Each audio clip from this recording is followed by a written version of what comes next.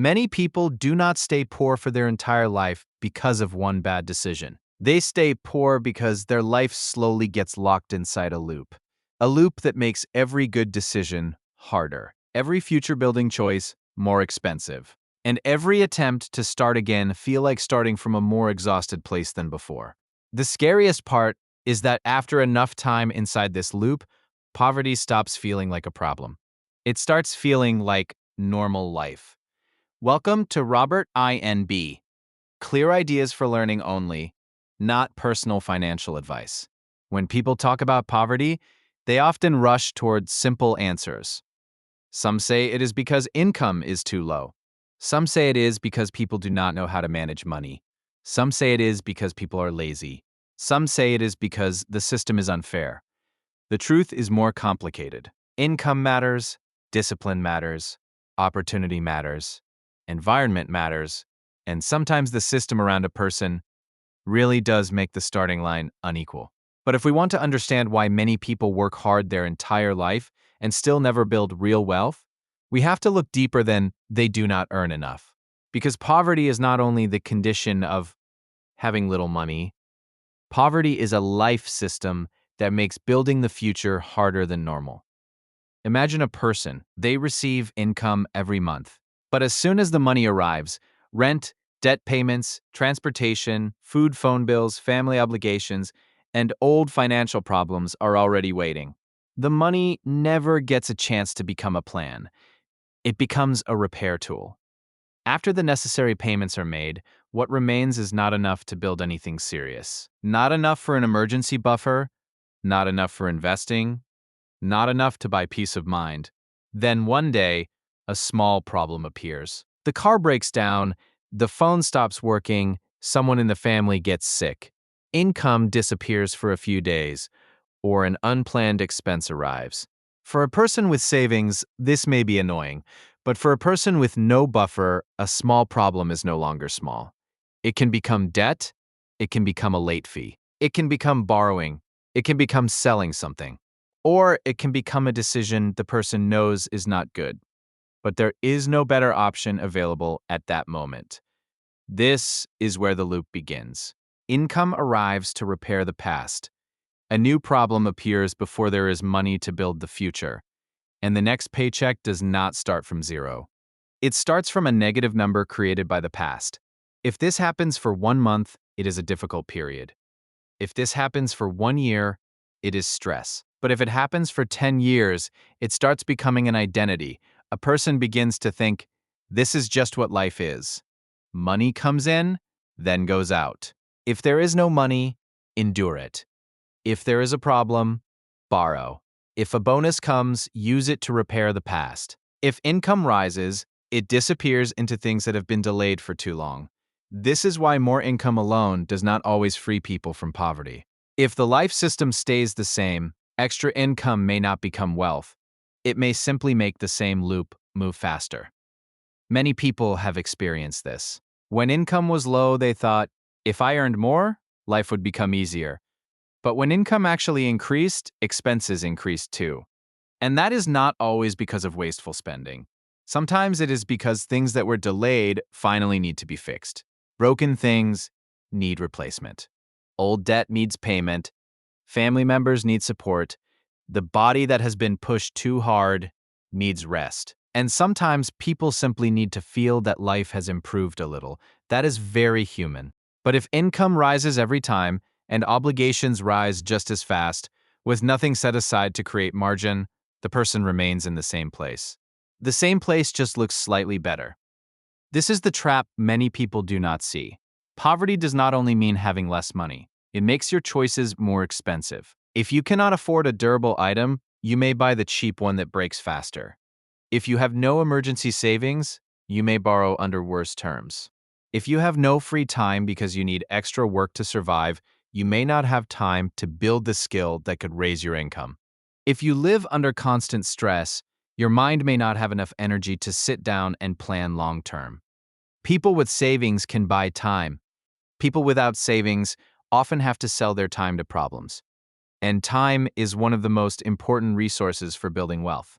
Because people do not become wealthier from income alone. They become wealthier from the ability to keep part of their income as future choice. This is the difference between income and wealth. Income is money that flows in. Wealth is stored options. A person with high income but no savings, no assets, no buffer, and heavy obligations may look like they have a good life, but inside they can still be fragile. If the income stops, everything stops with it. But a person with moderate income, who slowly builds savings, reduces dangerous debt, increases skills, and accumulates assets little by little, may not look rich quickly, but they are slowly buying freedom back. That word, freedom, matters. The first goal of good personal finance is not buying expensive things. It is having room to choose. Choosing not to accept exploitative work, choosing not to borrow under bad terms, choosing to rest when the body cannot continue, choosing to learn something that may increase income, choosing to invest for the long term instead of only reacting to emergencies.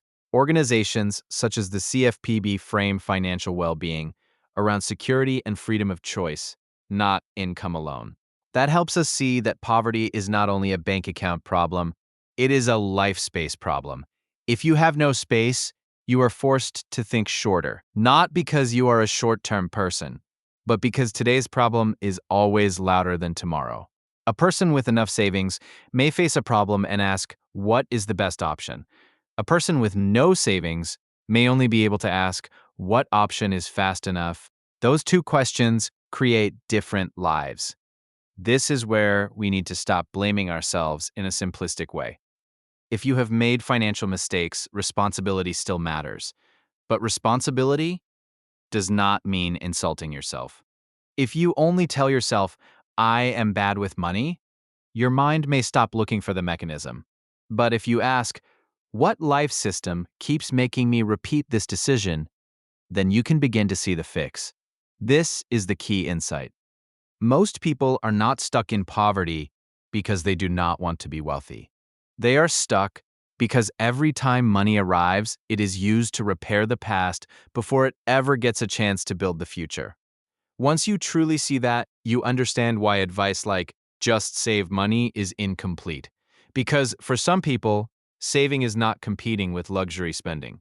It is competing with rent, medicine, food, debt, family needs, and problems that cannot be delayed.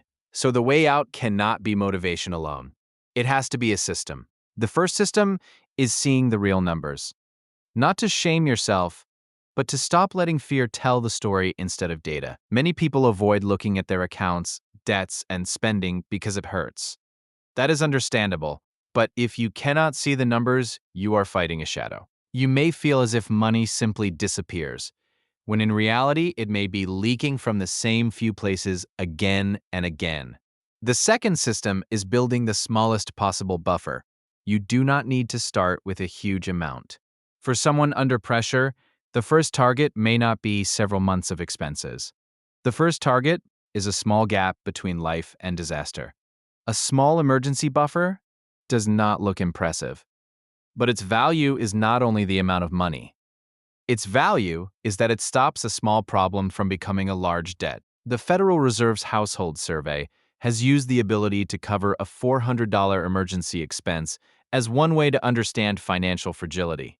That figure is U.S. context, not a direct claim about Thailand, but the principle is universal. People without a buffer are more vulnerable to small shocks than outsiders can see. The third system is closing the most dangerous leak first. Not every expense is equal. Some expenses simply reduce money. Other expenses lock the future. High-interest debt, repeated late fees, installment obligations that strain monthly cash flow, or commitments that grow every time income grows are more dangerous than one small coffee. If you want to begin, do not begin by hating yourself for every small purchase. Begin by finding the thing that makes next month lose before it even starts. The fourth system is protecting one future-building habit. Many people wait for life to become calm before improving themselves. But life inside a financial loop rarely becomes calm by itself. So there has to be one small habit that is protected. Maybe learning a new skill for 20 minutes a day. Maybe applying for better work once a week. Maybe saving immediately when income arrives, even if the amount is very small. Maybe reviewing expenses every Sunday. This does not matter because one tiny habit makes you rich immediately. It matters because it proves that there is still one part of your life not fully controlled by problems. The fifth system is that when income rises, turn extra income into margin before turning it into lifestyle.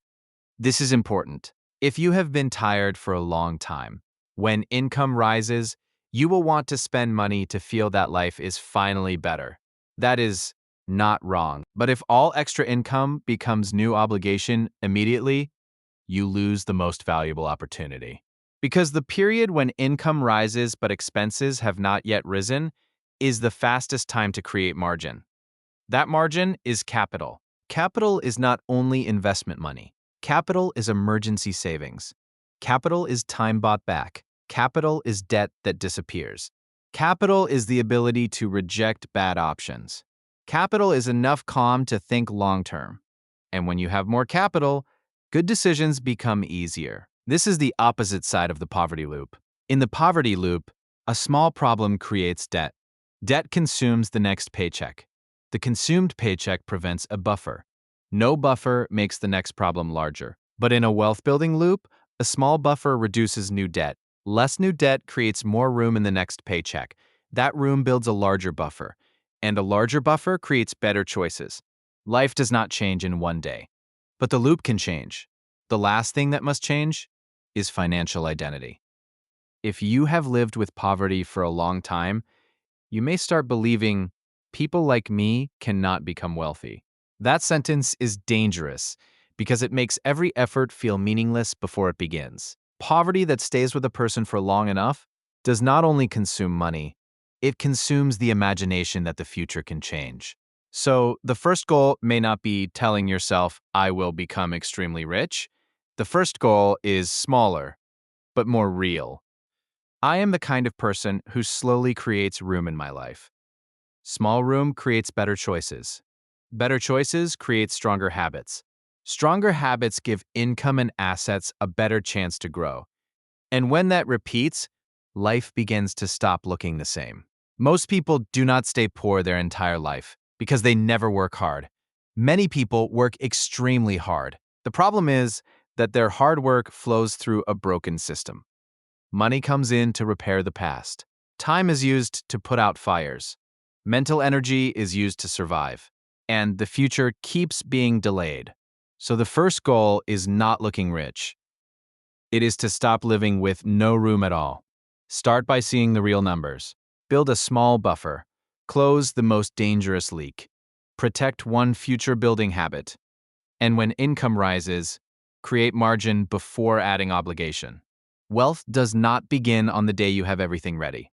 It begins on the day life has enough room that you no longer have to choose the worst option every time a problem appears. If this video helped you see your own loop more clearly, comment with the one money leak or financial pressure point you want to fix first. And subscribe to Robert INB for difficult topics explained in a way that becomes easier to understand.